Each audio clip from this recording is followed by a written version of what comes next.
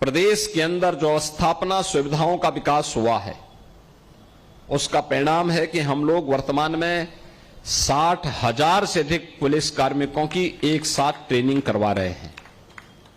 याद करिए, राज्य वही है, लेकिन समय पर ले गए निर्णय और समय पर दी गई सुविधा का परिणाम क्या है? हमने उसको 200 गुना से अधिक सुविधाओं से संपन्न करने का काम किया है। पहले थाना हो, चौकी हो, पुलिस लाइन हो, पीएससी की बहानी हो, कहीं पे भी पुलिस के कार्मिकों के लिए, पुलिस के अधिकारियों के लिए आवासीय सुविधा नहीं होती थी, अच्छे बैरक नहीं होते थे।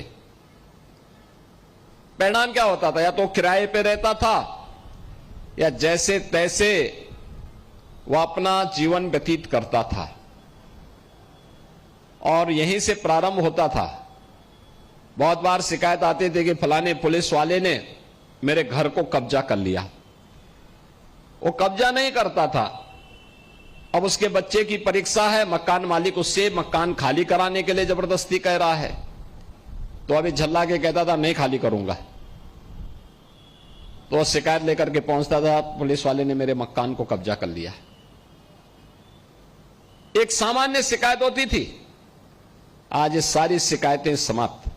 हर पुलिस लाइन में हम लोगों ने 200 पुलिस कार्मिकों के लिए आवासीय सुविधा दी है, बैरक बनाए हैं।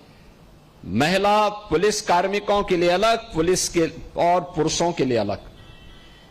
थाने का मॉडल कैसे होना चाहिए? गोरखनाथ थाने को आप देख सकते हैं, इतना भव्य भवन हम लोगों ने यहां पर बनाया है। ये थाने का मॉडल है। आधुनिक थाना इस प्रकार से बनेंगे। फायर टेंडर के लिए जो बिल्डिंग बनती है, उसकी बिल्डिंग कैसे बननी चाहिए, आज आप जाके देखिए। तेजी के साथ उसका विकास हुआ। हर थाने में पुलिस कार्मिकों के लिए भी बैरक बनाए गए, महिला कांस्टेबल के लिए अलग, पुरुषों के लिए अलग, महिला पुलिस अधिकारियों के अलग, पुरुषों के लिए अलग। और परिणाम है कि जब अवस्थापना सुविधाओं का विकास हुआ, तो अवस्थापना सुविधाओं के विकास के साथ ही उनके कार्य की गति भी बढ़ी। और यही कार्य की गति जो सुरक्षा पे ध्यान देकर के समय पे भर्ती, समय पे ट्रेनिंग, समय पर सुविधा उपलब्ध करवाई गई, परिणाम है सुरक्षा का बेहतर माहौल बना। और उस सुरक्षा के बेहतर माहौल ने ही प्रदेश के अंदर सुशासन का एक मॉडल खड़ा किया है। और उसी सुशासन का मॉडल आज प्रदेश बनता हुआ दिखाई दे रहा है। प्रधानमंत्री जी हमेशा इस बारे में लोगों को कहते हैं कि भाई आप जिससे अपेक्षा रखते हैं वहां पर उस प्रकार की सुविधा दीजिए। आज जमीन नहीं है, आप हाई राइज बिल्डिंग बना लीजिए। थाना, पहले थाना का भवन बनता था, लेकिन उसमें बैरक नहीं बनते थे, अन्य सुविधाएं नहीं उपलब्ध हो पाती थी। परिणाम क्या होता था कि लोग जैसे तैसे अपना समय काटते थे। बहुत बार किसी व्यक्ति को, किसी अपराधी को पकड़ करके पुलिस लाती थी, रुकने की व्यवस्था नहीं होती थी, तो या तो पुलिस को उसको छोड़ना पड़ता था या फिर नियमावली तय करने के लिए कहा था कि आप इसके अनुसार भर्ती करिए। उससे पहले की सरकार नहीं करना चाहती थी, क्योंकि उनको भाई भतीजावाद करना था, उनका अपने लोगों को भरना था।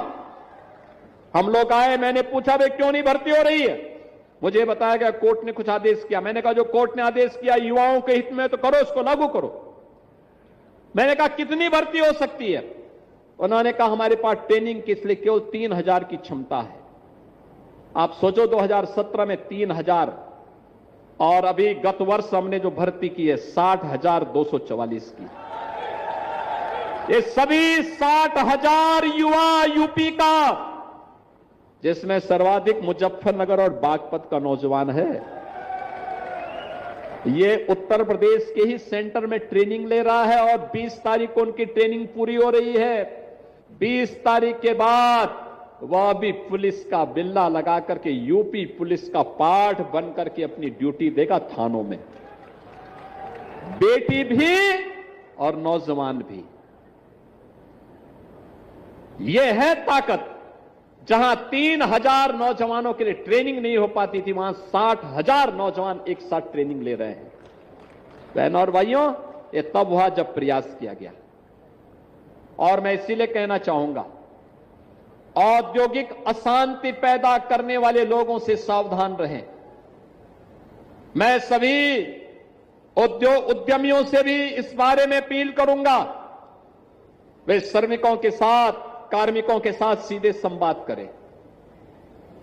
हमारी सरकार तो श्रमिकों के साथ में है, उद्यमी को सुरक्षा देगी और हर श्रमिक को संरक्षण भी देगी,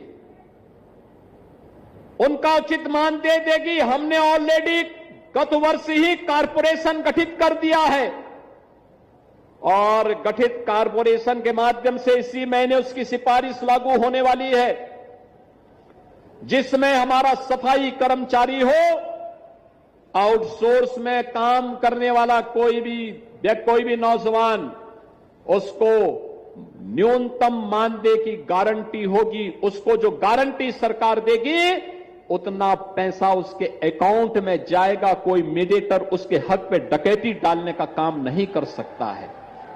और जब इस दिशा में कार्य किया जा रहा है, ये कार्य हम लोग क्यों सरकारी भवनों पर ही और सरकारी विभागों पर लागू नहीं करने जा रहे हैं। अगले कदम के रूप में हम हर औद्योगिक संस्थान को भी उसके साथ जोड़ना चाहते हैं।